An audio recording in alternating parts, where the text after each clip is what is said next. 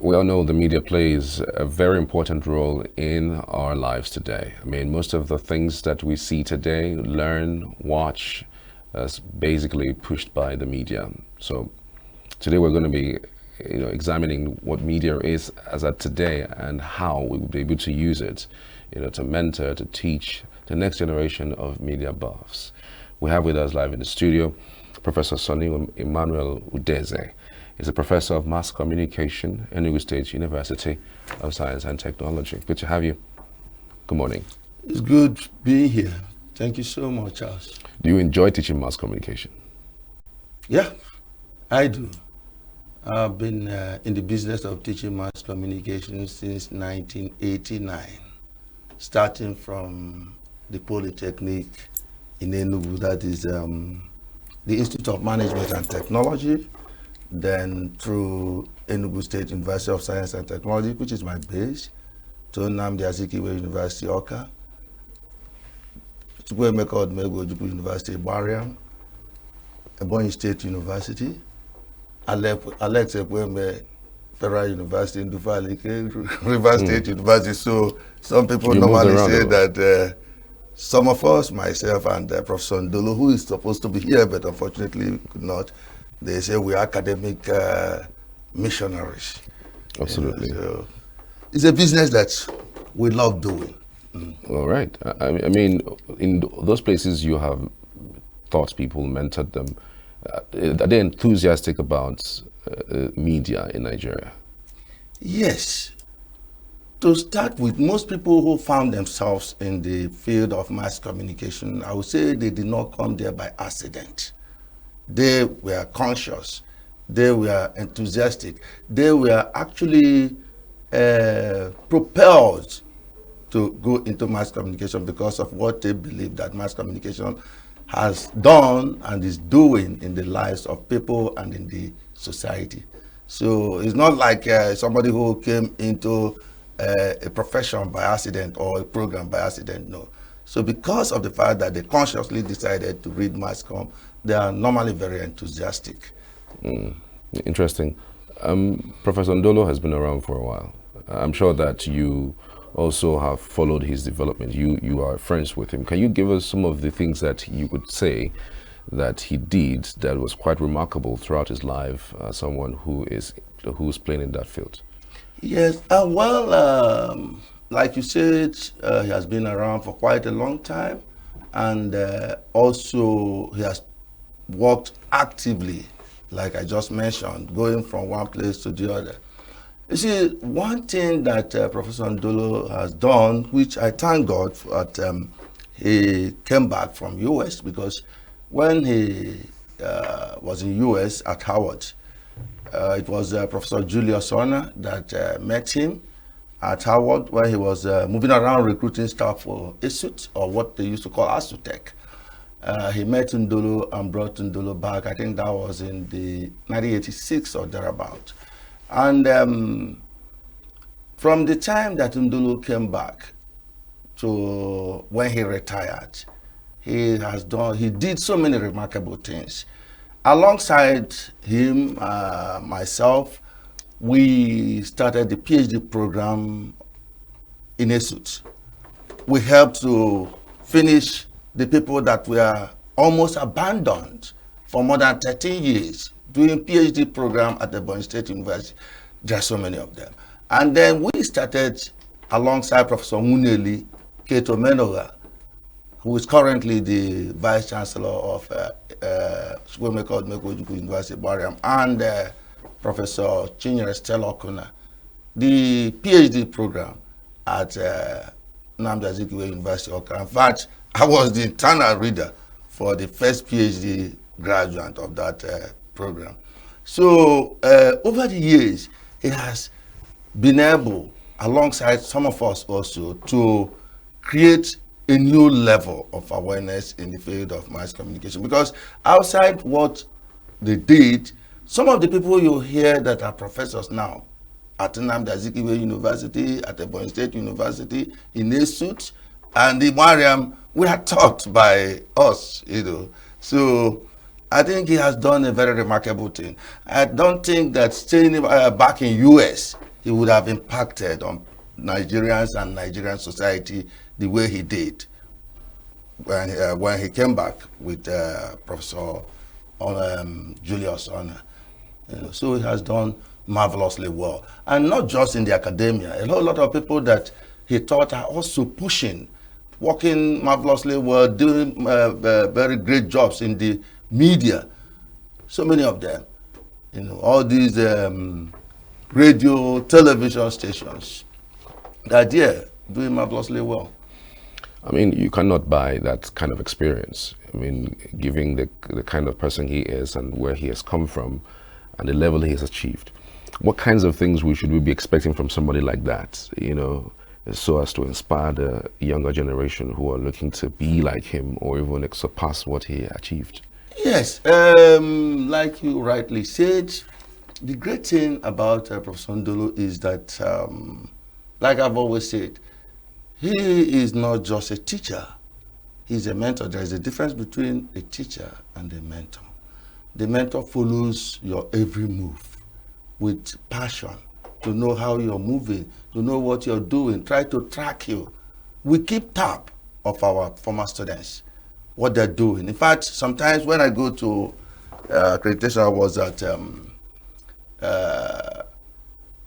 Abraka some time ago for UNUC resource verification. I saw this person, saw that person, and they said they were their staff. I told the VC, see, we know all our former students. We know what they are doing. So those who are not fully with you, please try to integrate them, which of course they did. And it is because of that kind of approach to teaching and learning, mentorship, that inspired his former mentees to do what they did for him on his 75th birthday the other day. They gave him this, it's not just the portrait, but the spirit with which they did that. They actually wanted to organize a symposium in his honor, but because of so many things that came up at the same time, we agreed that it is better that all these things will collapse into one event, where these people that he taught, some of them professors, like the one who spoke that day, Professor Okozo Teresa, who is at Imo State University, talked about how, in spite of the bad roads, in spite of the challenges, he was dogged enough, made sure that he kept going through the very terrible roads of Abakaliki until they graduated. It is the same thing that he did at Oka and then some other places. So the way and manner that he follows the job or followed the job when he was fully involved was such that anybody who is close to him, and part of what Ndolo did not teach me, that's the truth, he didn't teach me, but he's like an elder brother to me. We go together to all these places. Sometimes he'll be driving when we are going, and sometimes when we are coming back, I'll be driving. So from there, I learned so many things. It is not through classroom encounter that you learn from people. It's not classroom encounter alone that you learn from people. You can learn from people by interacting with them. So from him, I learned a whole lot of things. Part of what Ndolo does is that he sees every student that comes across him as a younger brother or younger sister and tries to mold him or her in that way. He doesn't get angry. He will always tell me, Sonny, I avoid quarrelsome people and quarrelsome situations. And that is why sometimes when you see me, I look younger than my age. So that is him for you. Right. And that helped me to a large extent, because there are things that I cannot do, because I know that when some people that know me very well here, that they say, it's not possible that he will do this. Some of those things I learned from him as a person. Right. So let's talk about media generally, as it relates to what we're facing today. I mean, the rise of digital media has given space for fake news and the likes. What role do you think that other statesmen like that, and even your likes, could play in terms of helping with that type of situation? You know, the truth of the matter is that the conventional media, that is radio, television, newspaper, magazines, they have that wonderful advantage of what I may call credibility. Credibility that is anchored on having what we might call gatekeepers. The gatekeepers do not allow information to flow without trying to verify the authenticity or otherwise of that. But then the conventional media also has its own problems. One of those problems is the problem of accessibility. It is not every other person that can go easily to NTA, to FRCN, to ESBS and what have you to talk about happenings. So the number of people that access the conventional media is low. Now, on the other hand, the new media makes it possible for everybody who has his mobile phone to be a reporter, what you call the citizen journalism. But then the problem is the abuse of this new media by a lot of people. Sometimes people, for the sake of having more followership, they generate content that are completely false.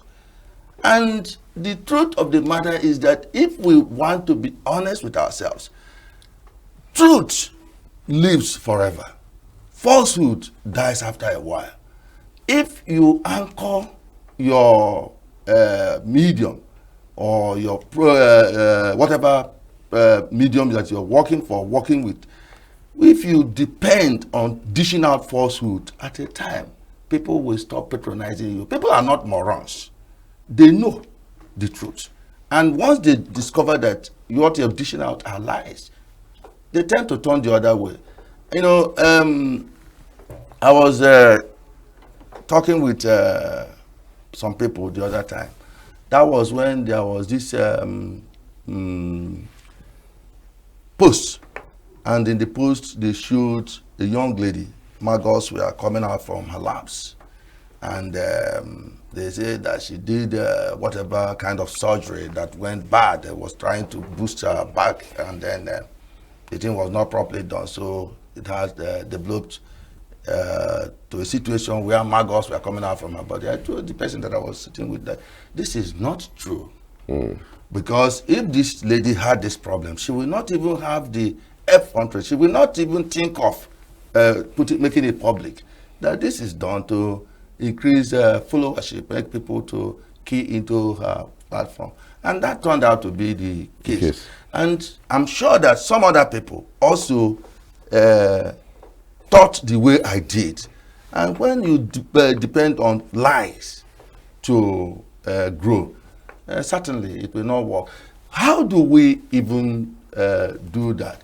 Unfortunately, like we said, the new media makes everybody who is who has access to phone and can upload information to do so. But the people who are trained in the field of communication go through a course that we call ethics. And ethics makes you know that there are things that you, as somebody who is a purveyor of information, should not do. You know, ethics is based on truth. They say you should, at every point in time, tell the truth. And truth does not wear crutches. If it limps, it is falsehood. And you don't have two versions of truth. It is either it is true or it is false. Unfortunately, not everybody who is involved in what we are talking about, online journalism, is actually trained in the field of communication. Then how do we go about it? Some people suggest laws, restrictions, and all the rest of them, but no trained media person will tell you to go for restriction. Right. We don't talk about legal restrictions on freedom of expression. People can go ahead and talk, but at the end of the day, like I said, the truth will always come to surface. No matter how difficult you try, no matter how hard you try to suppress it, people will get to know at the right time that what you're doing is based on falsehood. And once they do, you're on your own. Yeah, I mean, even those who are trained sometimes are vilified, are even chased out of the country. That we have a lot of journalists who, in their own right, investigate things, bring it to fore. At the end of the day, they become the victim of their own stories.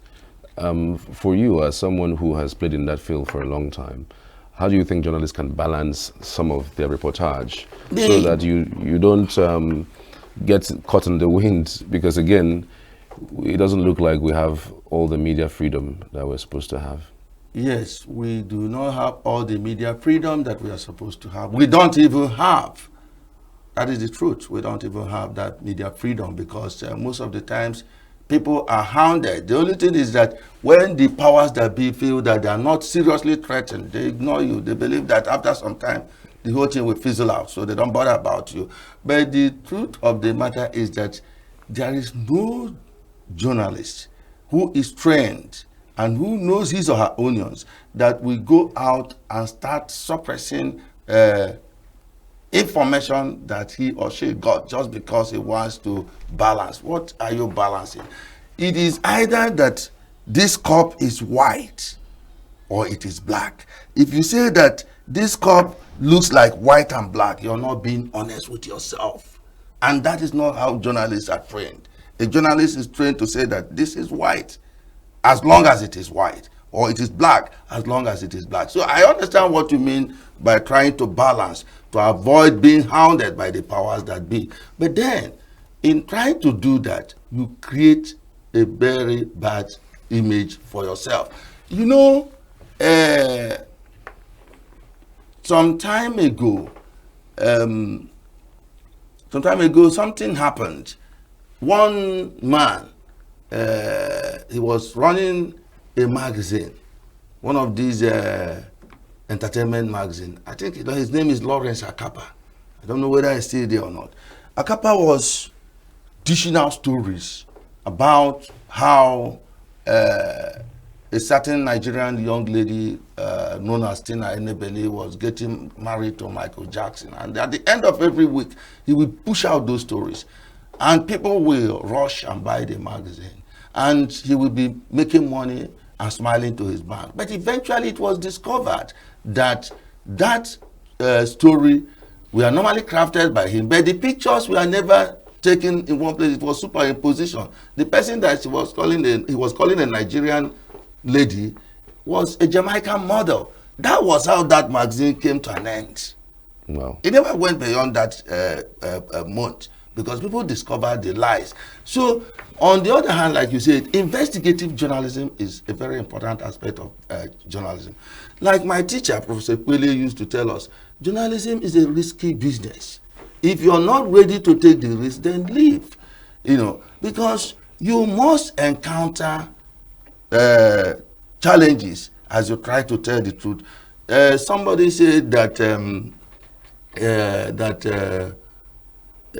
while the powers that be try to suppress the truth, the media people try to uncover the truth. So a clash between the two is inevitable. Unfortunately, the media people do not have the police and army with which to fight the powers that be. The only thing they have is their pen, and they keep talking about it gradually until people get conscientized and start asking questions. That is why sometimes people say that the pen is mightier than the sword. Not that the pen can do anything against the sword, but gradual conscientization, people get to rise up and say, thus far no more. That's the point. Right. So for Professor Ndolo, for instance, do you think writing a book and documenting his experiences in this field would help mentor, the younger generation, to look forward to, the kind of person has become and the kind of sacrifices that he also did for the field of journalism? Yes, actually, he has done one already, but that is a general discussion, narration of his life. The one that was unveiled the other day, where he talked about Ikechukwu, the triumph for destiny. As a matter of fact, in most occasions, when we used to travel, we used to talk about those experiences, and that's the thing he chronicled in that his book. It is the story of a man who decided not to give up, even when he was almost supposed to give up, when he had every excuse to do so, but he refused. He came back from the war. After coming back, when he came back from the war, ordinarily he could have continued with his smoking of Indian hemp, but he found out that the war has ended, so he's no longer a soldier. He dumped that side of life, and then said time to go back to school. There was no money, but he insisted. He did not get all the luxuries that would have been that would have accompanied his going back to school. Like he talked about where he was sleeping on the floor, but he still did not allow those problems to deter him. He continued. When he wanted to go to US, his father didn't want him to, but he still went on without money. Did a first degree. He could have stopped with a first degree, but the push, because he normally tells us that he would tell me that he used to tell his father that Onyara Nuchiai, So the father saw him as a rascally young man, and he's the first of his father's children. And of course, every person in this our part of the world will want the first child to be a shining example to the others. So he saw Ndoro's rascality as something that could have stopped him from moving, but it never stopped him, because, like he said, he would tell his father, "No nyara, no chia." So when he went to US, did first degree, did second degree, did PhD under very terrible, excruciating conditions. Yet he was able to finish with all those things, and his life turned around when he was given opportunity to start teaching at Harvard. Okay, he talked about his teaching experiences. Going to all these places we talked about, when he what he titled the hustle and bustle years, when we used to go to all those places, talked about the people we met, how we interacted, the students we taught, and all the rest of them. But that is not enough for somebody who has done all that he did. Perhaps in the review or in the next edition of the book, he may bring in a chapter that will now focus on some of those telling qualities that he has that makes him Ikechukwu Ndolo. Because, it is said that lecturers extort money and they extort sex from young ladies. But in all the places we've been to, no student will ever come out to say that Ndolo or Sonny ask for money or ask for sex. Even when we supervise students and they come to say, "Sir, with our groups did this," I say, "Come on, go with your money. How much do you get?" To start with, you get this money from your parents and your guardians. Some of them, or most of them, we are better than them. So we don't need it. So that is the kind of thing that will now form another chapter of that book, so that people will know that when you do this job and do it well, you get the reward both here on earth and in heaven. The other time when I did my inaugural lecture, my former mentees, they have a platform just like his own. They did a first script on me, a book in my honor, a public relations book in my honor. Who will do that for you if you collected money from him? Nobody. Who will do what they did for him the other day if he collected money from them? Nobody. So from that way, the younger ones and some old ones who don't believe that morality is important, we know that when you do this job and do it well, yes, it pays. It pays. So right. I think that is the only addition that he may add to the book to make it complete. All right. I mean, you mentioned the event that happened a few days ago, 75th birthday. I think we have, it's an embodiment of journalism, if you want to put it that way. You could just exactly what you were saying was what the description was, with all his mentees coming together and putting him in a place where he's excited about the fact that he did what he did. So the lessons so far gathered from there would be for generations to come, learning and improving on oneself and making sure that things actually get better. Because again, at the end of the day, media is very important. It's what actually shapes the minds and the society in general. Of course, even some theories in communication will talk about that, like the agenda setting theory of communication that says that the media says the agenda of what people think. If you want to want people to know about a particular thing, you use the media. If you want to bury something from the people, you avoid putting it in the media. So for society to advance, for society to know about happenings, for society to improve, every other thing must come through the media. And that is why even the worst critics of the media still make use of the media. Mm-hmm. The worst critics of the media still make use of the media, because for them to criticize and for their criticisms to get to the people, it must pass through the media.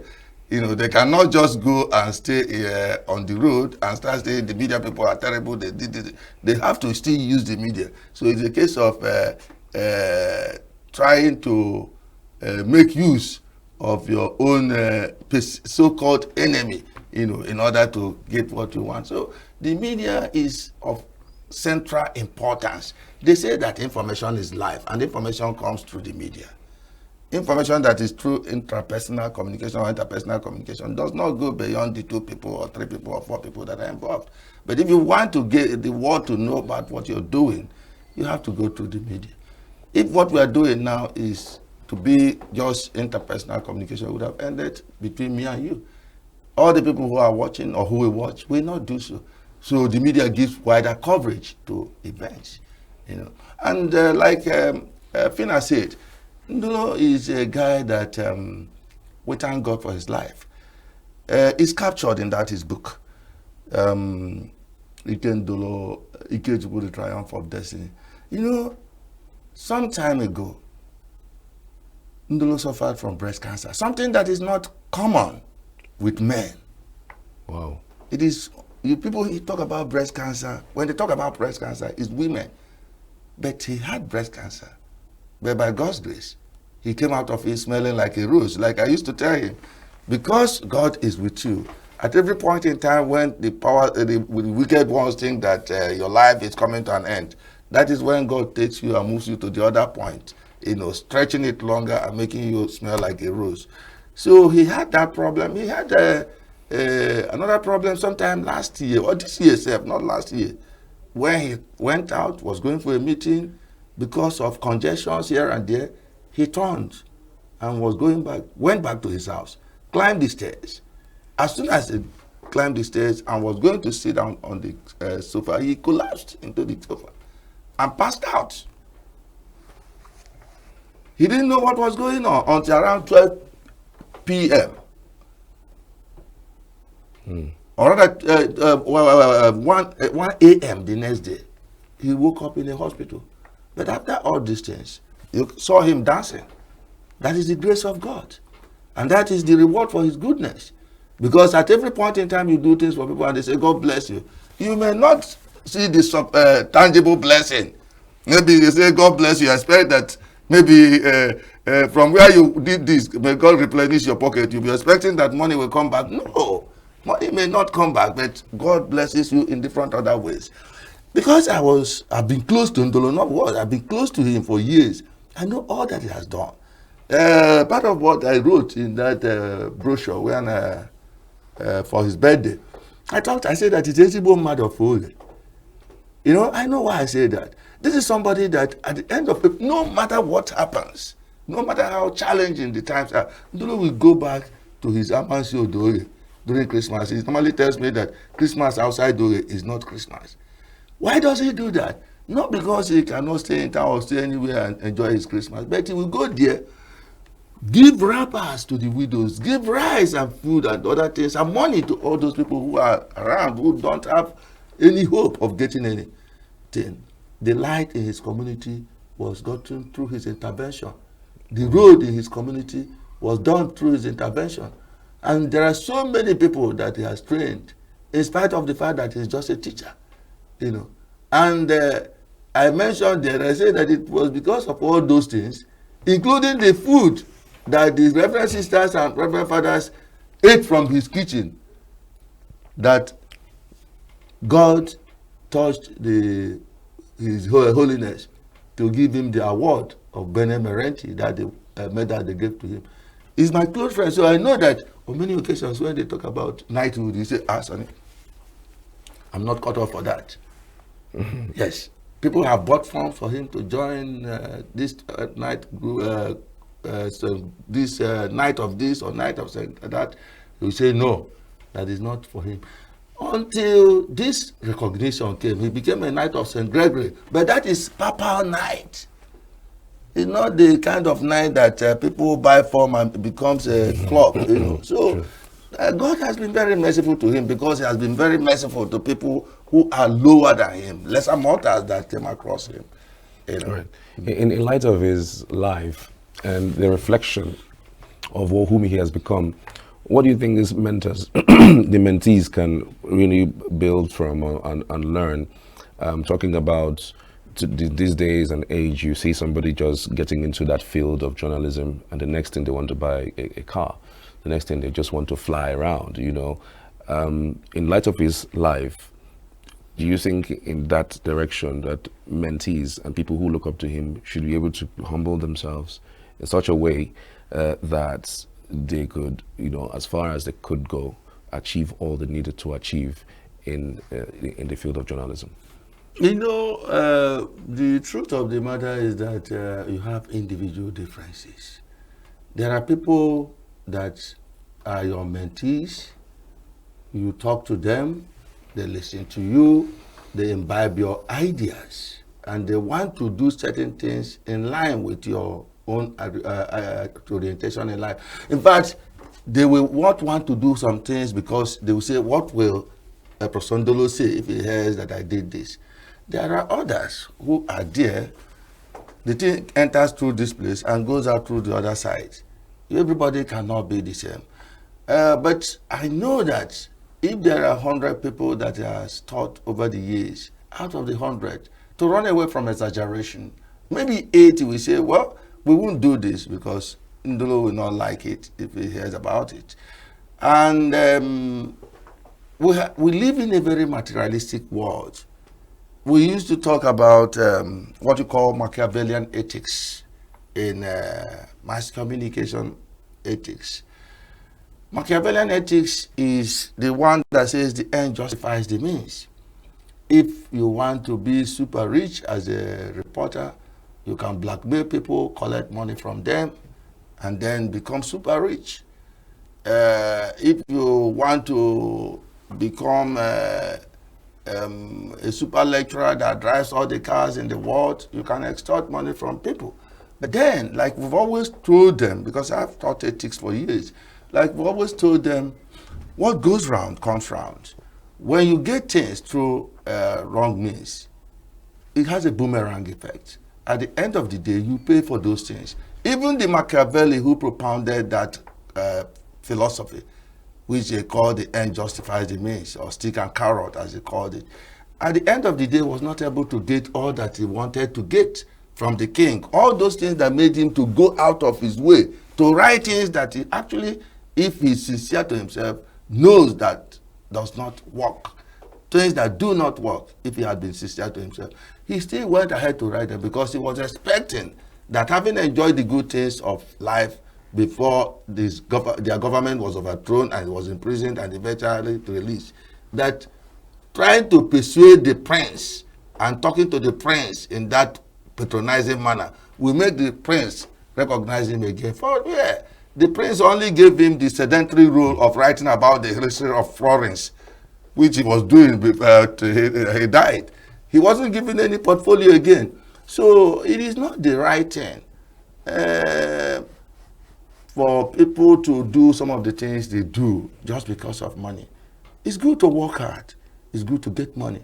But any money that you will get that will be a source of, why do we put it? Something that we do that will affect the others negatively. You don't need to do that. Because at the end of the day, when you are done with your life on earth, you don't go with anything. Absolutely. Let me just wrap up with this, this thing. There was this story of a man. He worked hard Very, very hard. Made a lot of money everywhere. He had estates, he had haulage company and all the rest of them. And when he was about to die, he told his son that, I want you to put everything that I've made for me in the grave when I die. The son said, Dad, I don't want you to die, but then if you insist, if it is the way God wants it, when you die, I'll do that for you. Eventually, when the man died, before the man died, the boy went out, came back and told him, Father, your what in estate is this amount? He said, yes, that is why I trust you. He came back and told him, your what in knowledge is this? He said, that's great. You're very correct. Then he also told him, your money in the bank, your liquid cash is this. He said, you're perfectly correct. He said, when I die, put the money for me in the grave. He said, I will do that. Eventually, when the father died, what did he do? He wrote a check and he said, pay. He wrote the father's name and said, amount. He wrote the total amount. So invariably, he gave the man all the money, but he didn't give him anything. He just gave him the check. He thrust it inside his heart when he was about to be buried and said, Dad, when you go over there, you cash this check because we don't know the kind of money they use there, but this is your total worth on earth. If the whole thing that the boy did, in spite of all this thing the father did, he didn't give any this thing to the man. That means that we do not go back with anything. If you work hard and honestly earn money, that's good. But also use that to impact on people's lives. Like I mentioned in that write-up I did for Ndolo, I mentioned that he was not the richest, or he is not the richest in Amansi Odoye. But he attracted more constituency, or attracted more benefits, or more things, social amenities to his community than all the people who are collecting constituency allowance and getting money for constituency projects. Yes. He is, like we will always say, Sonny, I'm building equity for myself in heaven. You see, so that is it. We have to think beyond here and now in whatever we are doing. He's a great guy, anytime, any day. And that's why I came here anyway. Because when he called me and said, Sonny, please, you have to help me do this. I said, okay, I have an exam that I'm supposed to go for on Sunday at University of Port Harcourt, but I cannot say no to Ndolo. He's like another brother to me, you know. So that is the thing. Fantastic. Thank you so much, Professor Sonny Emmanuel, for your time and your explanation. It's been one insightful, thought-provoking engagement this morning. Many thanks for your time. We truly appreciate it. It's a pleasure. Thank you so much for bringing me here. I don't know you have such a wonderful place. I'm sure that some other time I'm going to invite you for some other topics as it relates to the media and, of course, relate to the economy. Just feel free. As long as I'm free, I'll be here. All right. If I'm in town, I'll be here. All right. Thank you so much for being part of the program. We truly appreciate you. We have come to the end of the morning show today. So we're back next week, Monday. I suppose that my colleagues would have the new day tomorrow, Saturday. I'm Charles Pius. Have a very beautiful morning.